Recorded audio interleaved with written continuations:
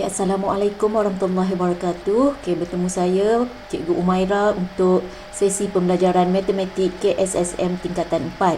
Pada kali ini kita akan bincangkan bab 5 iaitu rangkaian dalam teori graf.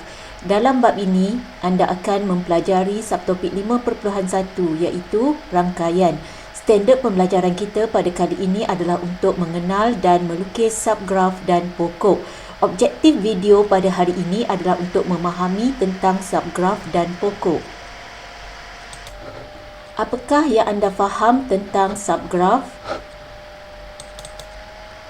Jadi subgraf merupakan sebahagian atau keseluruhan suatu graf yang dilukis semula tanpa mengubah kedudukan asal bucu dan tepi. Jadi saya highlight daripada suatu graf kita akan lukis semula. Dan di dalam proses melukis semula itu kita tidak boleh mengubah kedudukan asal bucu dan tepi. Jadi suatu graf H dikatakan subgraf kepada graf G jika yang pertama bucu-bucu graf H ialah subset kepada bucu-bucu graf G. Iaitu kalau dalam bentuk simbol kita tahu bucu adalah simbol V, bermakna bucu graf H adalah subset, ini adalah simbol subset bucu graf G.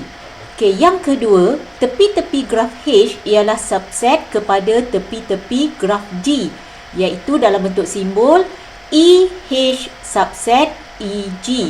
Okey, pasangan bucu setiap tepi graf H adalah sama dengan tepi graf G.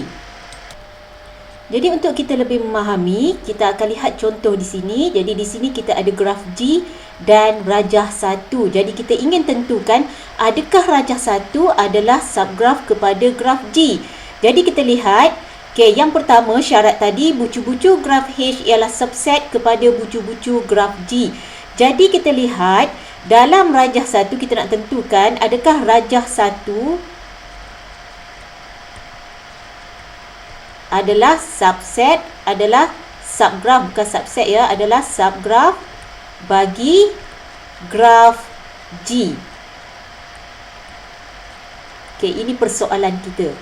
Jadi mengikut syarat A, bucu-bucu dalam graf rajah 1 mestilah subset kepada bucu-bucu dalam graf G. Jadi kita lihat di sini, bucu dalam rajah 1 adalah P dan S.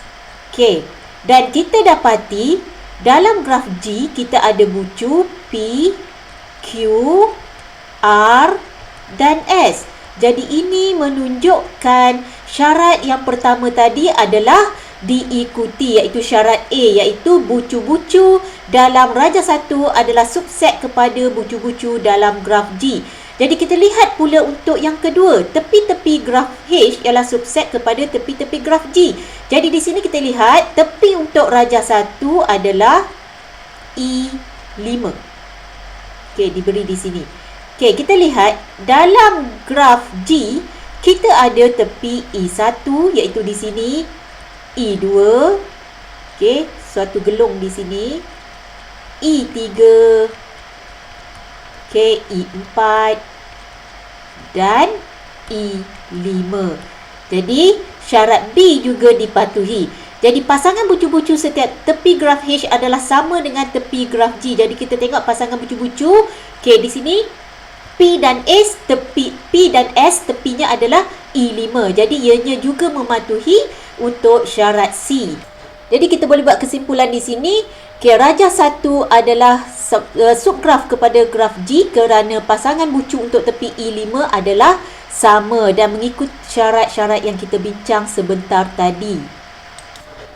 Secara ringkasnya, suatu bucu dalam graf G ialah subgraf kepada graf G. Suatu tepi dalam graf G bersama bucu-bucu yang dikaitkan ialah subgraf bagi graf G. Dan setiap graf ialah subgraf kepada dirinya. Jadi untuk kita lebih memahami berkaitan dengan subgraf, kita tengok contoh 9 di dalam buku teks matematik KSSM tingkatan 4 muka surat 139. Tentukan sama ada rajah 2, rajah 3 dan rajah 4 ialah subgraf bagi graf G.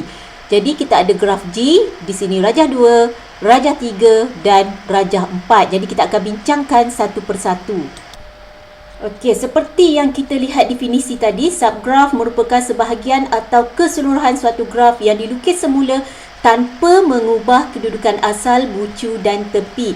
Jadi kalau kita lihat, kita kaji pada rajah 2, okey, tepi-tepi dan bucu di sini kita dapati kita ada gelong I2 di sini pada rajah 2 berada pada bucu P. Sedangkan untuk graf G, gelong I2, tepi I2 ini berada pada bucu Q. Ini bermakna kita telah mengubah kedudukan asal, tepi dan bucu. Jadi kita boleh buat kesimpulan di sini, rajah 2 adalah bukan subgraf bagi graf G. Jadi kita bincangkan pula dengan untuk rajah 3. Adakah rajah 3 adalah subgraf bagi graf G? Jadi kita lihat bucu-bucunya di sini untuk syarat yang pertama tadi, iaitu semua bucu adalah subset kepada graf G, betul. Okey, kita tengok semua tepinya juga adalah subset kepada graf G di sini. Tetapi apabila kita lihat adakah tepi yang mengaitkan dua bucu adalah sama, kita lihat I3 di sini. Okey, I3 pada rajah 3 mengaitkan titik bucu P dan S. Sedangkan pada graf G, I3 adalah menghubungkan bucu Q kepada R. Okey, bukannya P kepada S. Jadi ini membuktikan rajah 3 juga adalah bukan subgraf kepada graf G. Okey, seterusnya kita akan bincangkan pula adakah rajah 4 adalah subgraf kepada graf G. Jadi kalau kita lihat bucu-bucu graf dalam rajah 4 adalah subset kepada bucu-bucu dalam graf G, betul, sebab kita ada bucu P, Q, R dan S. Jadi kita ada bucu-bucu yang sama di sini. Okey, tepi-tepinya juga adalah sama kerana di sini kita ada pada graf G ada I1, I2, I3, I4 dan I5. Jadi pada rajah 4 juga kita ada I1, I2, I3, I4 dan I5. Bermakna syarat untuk A dan B di sini dipatuhi. Tetapi apabila kita kaji pula untuk pasangan bucu setiap tepi graf H adalah sama dengan tepi graf G. Bermakna adakah tepi yang menghubungkan dua bucu itu adalah tepi yang sama di antara rajah 4 dan graf G. Jadi kalau kita lihat seimbas lalu kelihatan ianya seperti subgraf. Tetapi apabila kita lihat satu persatu, kita dapati di sini, okey, gelong I3, okey, saya highlight di sini, pada rajah 4 adalah menghubungkan bucu Q. Sedangkan pada rajah 2 adalah gelong I2. Okey, jadi I1 di sini betul, sama. Okey, begitu juga dengan I2. Tepi I2 pada rajah 4 menghubungkan bucu Q dan R. Sedangkan pada graf G, tepi yang menghubungkan bucu Q dan R adalah I3. Jadi ini membuktikan bahawa syarat C tidak lagi dipatuhi dan kerana telah mengubah kedudukan asal tepi rajah 4 daripada graf G. Jadi rajah 4 juga adalah bukan subgraf kepada graf G. Dan kita boleh tulis jawapan di sini, tidak ataupun bukan subgraf kepada graf G kerana tepi gelong dan tepi yang mengaitkan bucu Q dan bucu R adalah salah dan tidak sama dengan asal. Bermakna tepi dalam rajah 4 kita telah ubah daripada graf asal. Okey, jadi kita telah selesai membincangkan contoh 9. Seterusnya, apakah yang anda faham tentang pokok? Untuk makluman murid-murid di luar sana, pokok ialah suatu graf, iaitu graf ialah subgraf bagi graf tersebut dengan ciri-ciri berikut. Jadi pokok juga merupakan subgraf kepada suatu graf, tetapi perlulah mematuhi ciri-ciri. Okey, yang pertama ianya merupakan graf mudah, iaitu tanpa gelong atau berbilang tepi. Jadi suatu pokok tidak akan ada gelong atau berbilang tepi. Okay, syarat yang kedua, semua bucu mesti berkait dan setiap pasangan bucu dikaitkan oleh satu tepi sahaja.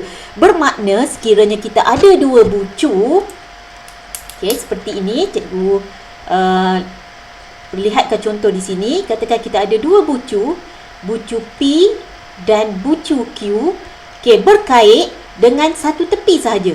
Okey, di sini saja, satu tepi sahaja. Jadi P dan Q tidak boleh berkait dengan dua tepi seperti ini. Dianya akan jadi berbilang tepi. Okey, dan yang ketiga, bilangan tepi adalah sama bilangan bucu tolak 1. Bermaksud bilangan tepi, jadi kita tahu andaikan bilangan bucunya adalah N, bilangan tepinya akan jadi N tolak 1. Jadi ini adalah syarat-syarat untuk suatu pokok. Jadi kita lihat contoh di sini, adakah rajah 1 merupakan suatu pokok? Jadi kita lihat semua bucunya adalah berkait atau bermakna setiap bucu dihubungkan. Okey, setiap pasangan bucu dikaitkan oleh satu tepi sahaja. Kita lihat A kepada B dihubungkan dengan satu tepi, B kepada C juga satu tepi, C kepada D satu tepi, D kepada E juga satu tepi.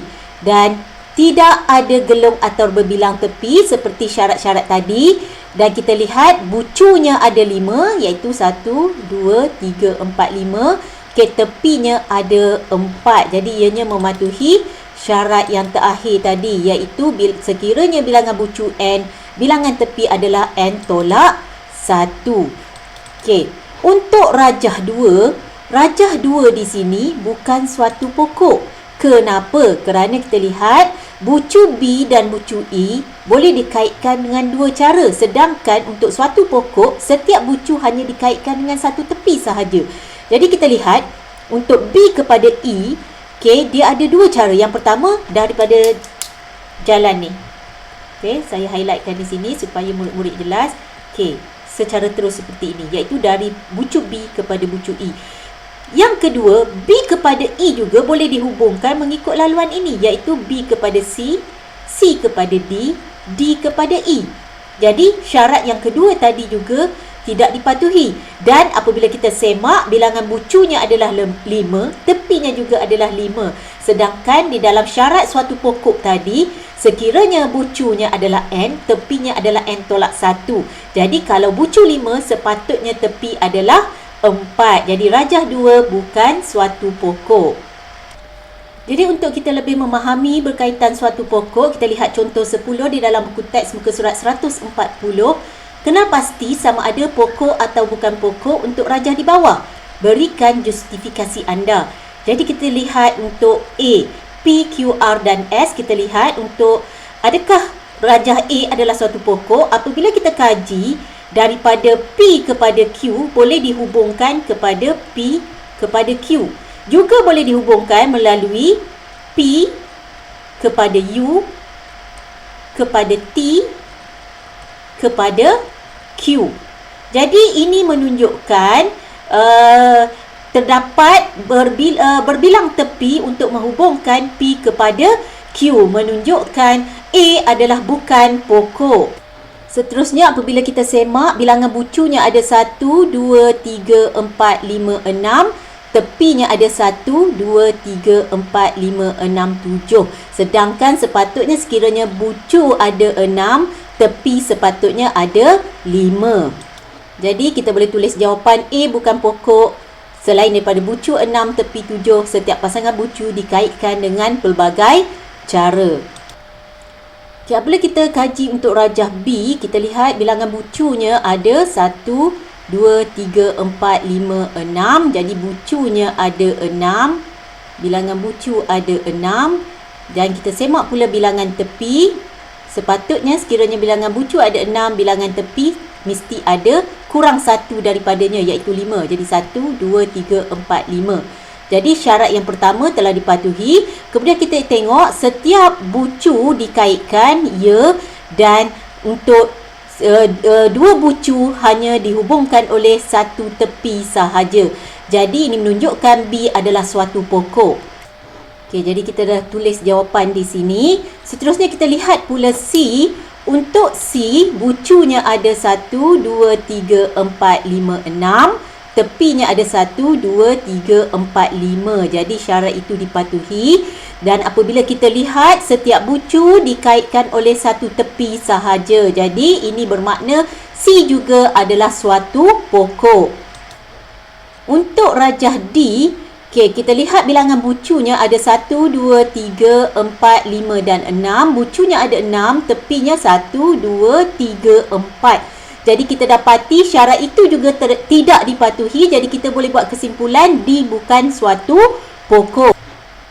Okey, jadi kita dah ada jawapan lengkap untuk contoh 10. Sekian saja untuk video kali ini. Jadi cikgu harap murid-murid di luar sana dapat memahami apa itu pokok dan apa itu subgraf.